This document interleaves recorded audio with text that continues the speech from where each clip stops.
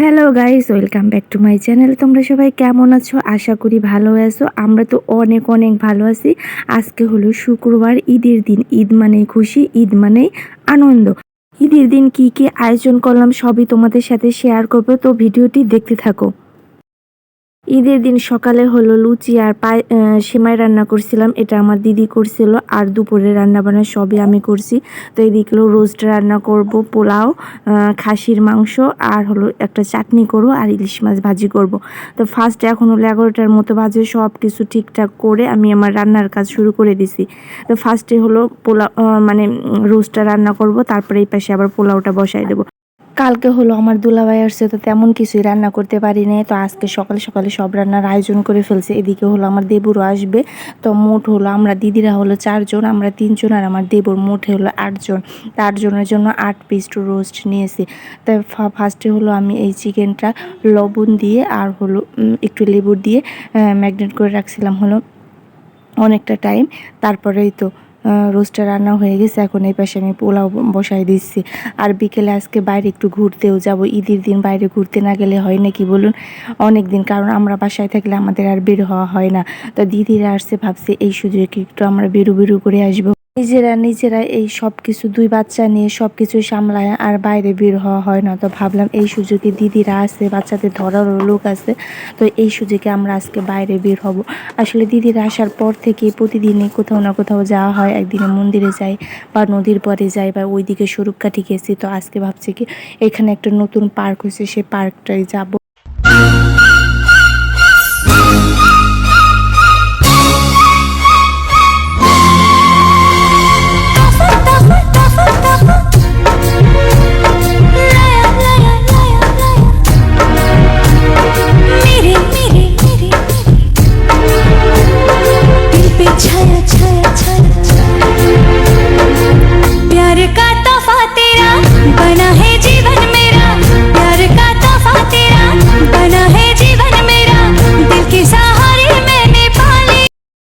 এদিকে হলো আমি পোলাওটা বসাই দিছি কারেন্টের চুলায়, আর গেলায় হলো মাংসটা রান্না করে ফেলবো। কারণ তাড়াহুড়া করে একটু রান্না করতে হচ্ছে, সব চুলে সব কিছু বসাই দিছি। কারণ হলো রান্না বান্না কমপ্লিট করে খাওয়া দাওয়া করে আবার বাচ্চাদের রেডি করে বাইরে বের হতে হবে, এর জন্য একটু তাড়াহুড়াই করতেছিলাম। তো আমি তো এদিকে হলো মাংসটা কষাই নেব, তারপর হলো প্রেসারে দিয়ে দেব। এই তো মশলাটা কষা হলো, মাংসটা দিয়ে দেবো। আর এদিকে হলো আমার পোলাওটাও হয়েই গেছে। তো এদিকে নামাই ফেলছিলাম তাড়াতাড়ি। আর এদিকে দিদিকে বলছিলাম তুই বাচ্চাদের সবাইকে একটু খাওয়াই টাওয়াই দিয়ে আমি স্নানটা সেরে আসি। তো এদিকে হলো দিদি সবাই বাচ্চাদেরকে খাওয়াচ্ছিল। তো এদিকে ছিল রোস্ট, পোলাও, আর এটা হলো ফ্রুট চাটনি। এই ফ্রুট চাটনির রেসিপিটা আপনাদের সাথে শেয়ার করবো। চাটনিটা যে কী দারুণ হয়েছে, কি আর বলবো, না খেলে বিশ্বাসই করবেন। এখানে বিভিন্ন ধরনের ফ্রুটস দিয়েছে, আর হলো কিশমিশ দিয়েছি, কি যে মজা হয়েছে, ইয়াম্মি ইয়াম্মি। তো এইদিকে হলো ইলিশ মাছটা আমি ভাজি নিই। ইলিশ মাছটা আমার দেবর আসে ভাজি করছে। তো ইলিশ মাছটা ভাজি কিন্তু অনেক ভালো হয়েছে। সে এক পিস করে অনেক আস্তে আস্তে ইলিশ মাছটা ভাজি করছে, মানে জুসি জুসি একটা ভাব আছে। আর এদিকে হলো খাসির মাংস রান্না করছি, পুরোটা খাসির মাংস। আজকে সব ধরনের মশলা হলো বেটে রান্না করা হয়েছে, মানে কোনো ধরনের গুঁড়া মশলা আর ইউজ করিনি। আর এদিকে হলো পোলাও। তো সবগুলো রান্নাই ইয়ামি ইয়ামি হয়েছে, মানে কি আর বলবো। আর আমরা তো বড়রা খাবো, এর জন্য আর ঝাল রোস্ট করছি, মিষ্টি রোস্ট করি নেই। কারণ মিষ্টি রোস্ট বাচ্চাদের খায়, কিন্তু আমাদের একদমই ভালো লাগে না। মানে খুবও ঝাল না, আবার খুব মিষ্টি না, এরকম একটা টাইপের রোস্টটা তৈরি করছি।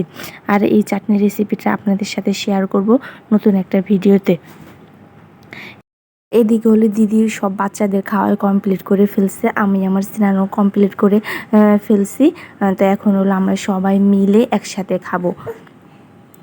তো এইদিকে হলো আমি সবগুলো খাবারই রেডি করে নিচ্ছিলাম। কে কী করছে, মানে আজকে আমরা সবাই মিলে রান্না করছি, এক একজন এক এক রান্না করছে। যেমন হলো ইলিশ মাছটা আমার দেবর ভাজি করছে, আর এদিকে হলো চাটনিটা আমি রান্না করছি, পোলাওটা আমি রান্না করছি, কিছু রান্না দিদি করছে, আবার ওদিকে রোস্টটা দেখাশোনা করছে। আর ওদিকে হলো সবগুলো সালাদ হলো আমার ভাগ্নে রেডি করছে।